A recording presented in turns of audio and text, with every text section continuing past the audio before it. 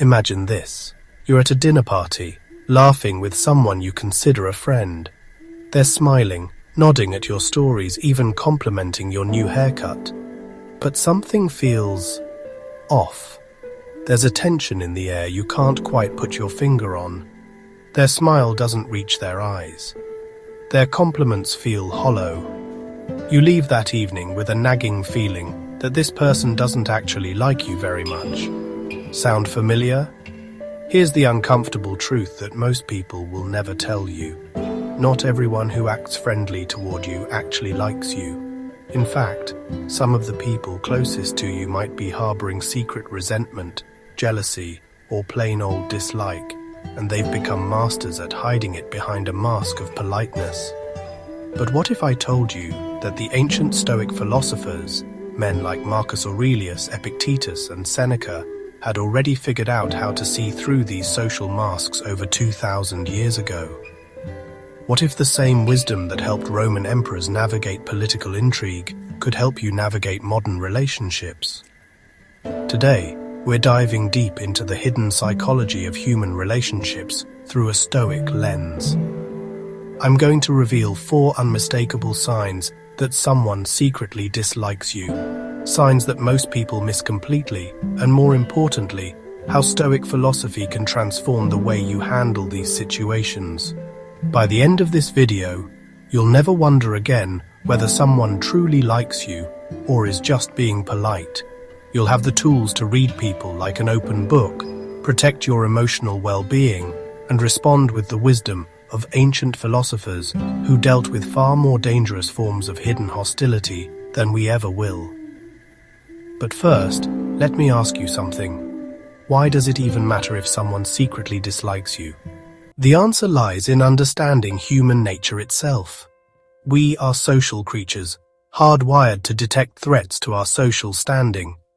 When someone dislikes us but hides it, our subconscious picks up on subtle signals that something isn't right. This creates a persistent state of low-level anxiety that can affect our confidence, our decision-making, and our overall well-being. The Stoics understood this perfectly. Marcus Aurelius, despite being the most powerful man in the world, wrote extensively in his personal journal about dealing with people who smiled to his face while plotting behind his back.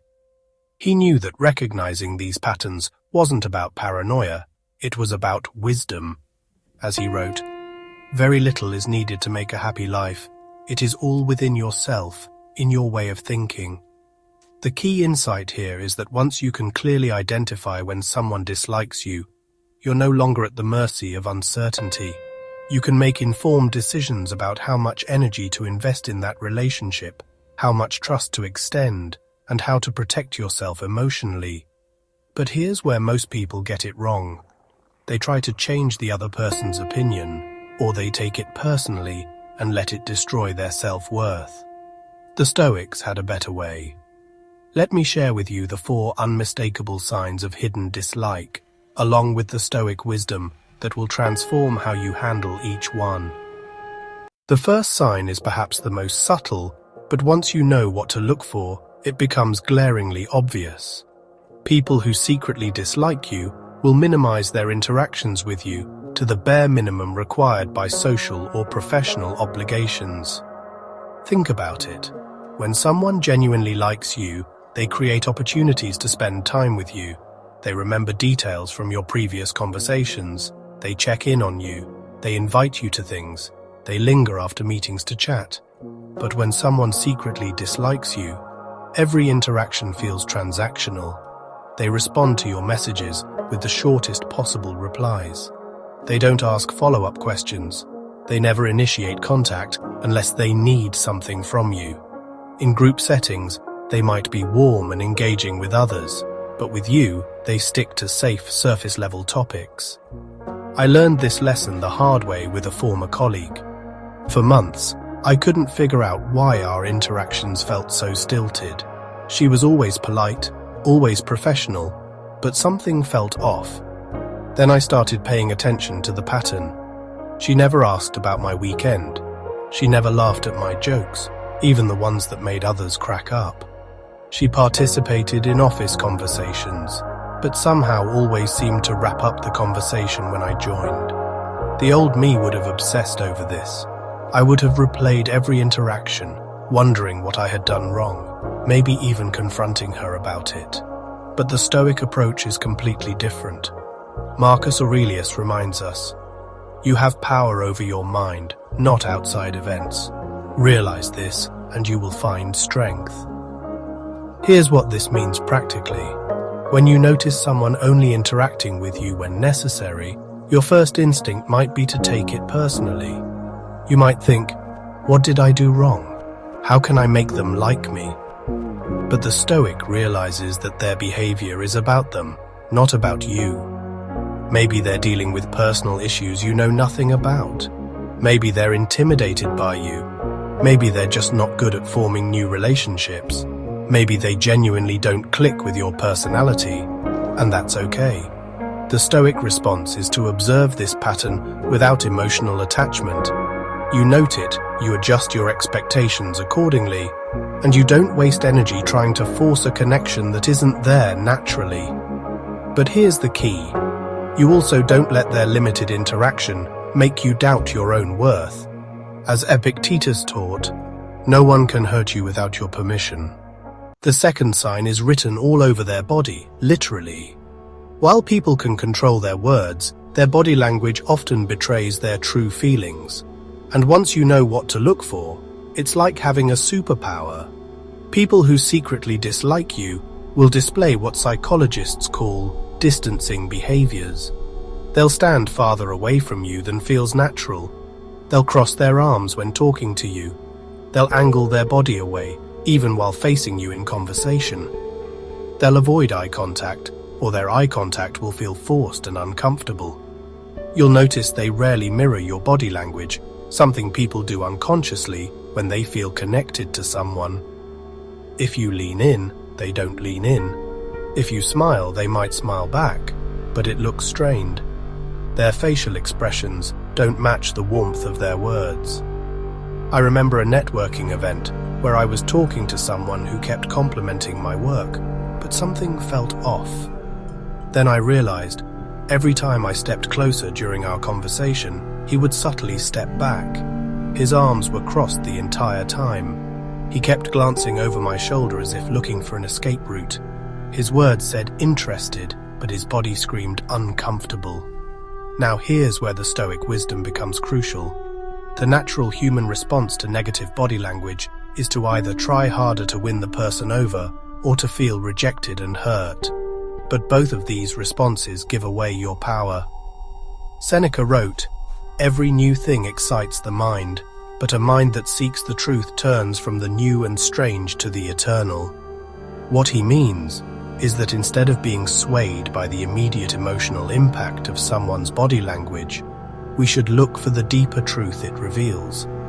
Their body language isn't a judgment of your worth, it's information about their internal state. Maybe they're naturally reserved, maybe they're having a bad day, maybe they're dealing with social anxiety, or maybe they genuinely don't enjoy your company. The Stoic approach is to acknowledge this information without letting it trigger an emotional reaction. You observe their body language like a scientist studying data.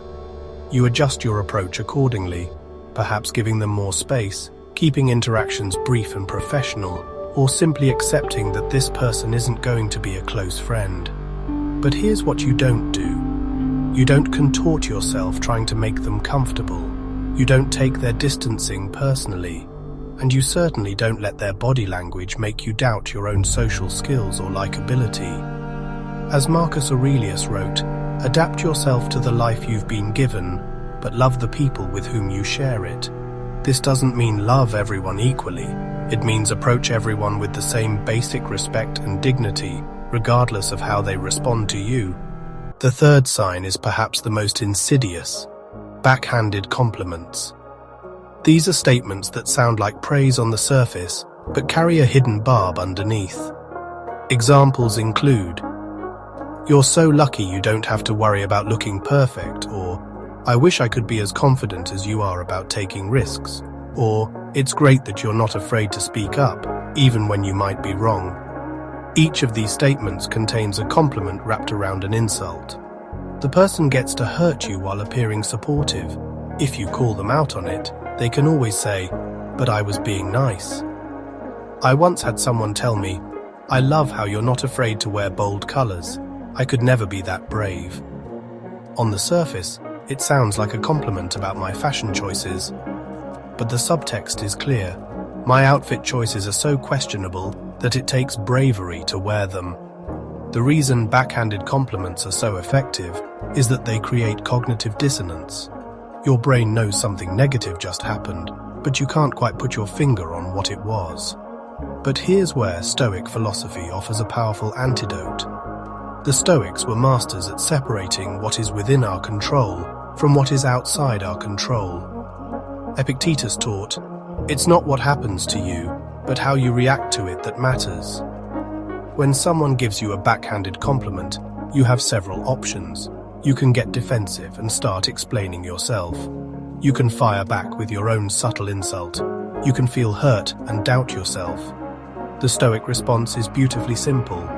Thank them for their compliment and move on. Don't engage with the hidden criticism. Don't try to correct their perception. For example, if someone says, "I wish I could be as confident as you are about taking risks," you might simply respond, "Thank you, I appreciate that," and change the subject. This approach has several advantages. First, it maintains your dignity and composure. Second, it doesn't give them the satisfaction. Third, it preserves your mental energy. As Seneca wrote, the greatest remedy for anger is delay. When you hear a backhanded compliment, pause, recognize what's happening, then respond from a place of wisdom. Remember, someone who truly likes and respects you doesn't need to disguise their compliments with subtle criticisms. Genuine people give genuine compliments. The fourth and final sign is perhaps the most disrespectful: the systematic dismissal of your thoughts and opinions. This goes beyond simply disagreeing with you. It's about consistently minimizing, interrupting, or completely ignoring your contributions. They might interrupt you mid-sentence. They might respond to your thoughtful comment with a dismissive, or immediately change the subject. In group settings, this becomes even more obvious. They'll engage enthusiastically with others' ideas, but become noticeably quiet when you speak. They might even repeat your idea later, as if it were their own, effectively erasing your contribution from the conversation. I witnessed this pattern with a former manager who clearly had issues with one of my teammates. In meetings, when this teammate would suggest something, the manager would barely acknowledge it. This behavior is particularly damaging because it attacks something fundamental: your right to be heard and taken seriously. But here's where the Stoics offer profound wisdom. Marcus Aurelius, despite being emperor, faced constant criticism and dismissal from senators, military leaders, and even family members. He wrote, "Remember that very little is needed to make a happy life. It is all within yourself in your way of thinking." The Stoic approach to dismissal is counterintuitive but incredibly powerful. Instead of fighting for external validation, you cultivate internal validation. This doesn't mean you become arrogant or stop listening to feedback. It means you develop the wisdom to distinguish between constructive disagreement and dismissive disrespect.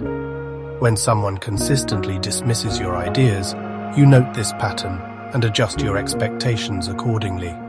You stop seeking their approval. You stop trying to prove your intelligence or worth to them. Practically, this might mean speaking up less in meetings where this person dominates. It might mean taking your ideas to more receptive audiences. But most importantly, it means maintaining your inner conviction that your thoughts and opinions have value, regardless of how others respond to them. As Epictetus taught, no one can hurt you without your permission. When someone dismisses your ideas, they can only diminish you if you let them. Now that we've covered the 4 signs, let's step back and look at the bigger picture. Why does any of this matter? The answer lies in one of the core Stoic principles: the efficient use of your mental and emotional energy. Life is short, and your energy is limited.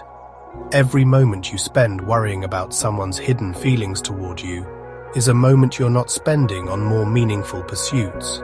When you can clearly identify these patterns, you gain something invaluable: clarity. You stop second-guessing yourself. You stop trying to win over people who aren't interested in being won over. This clarity allows you to make better decisions about where to invest your emotional energy. Marcus Aurelius put it perfectly: confine yourself to the present. So how do you actually apply this wisdom in real life? Here's a practical framework based on Stoic principles.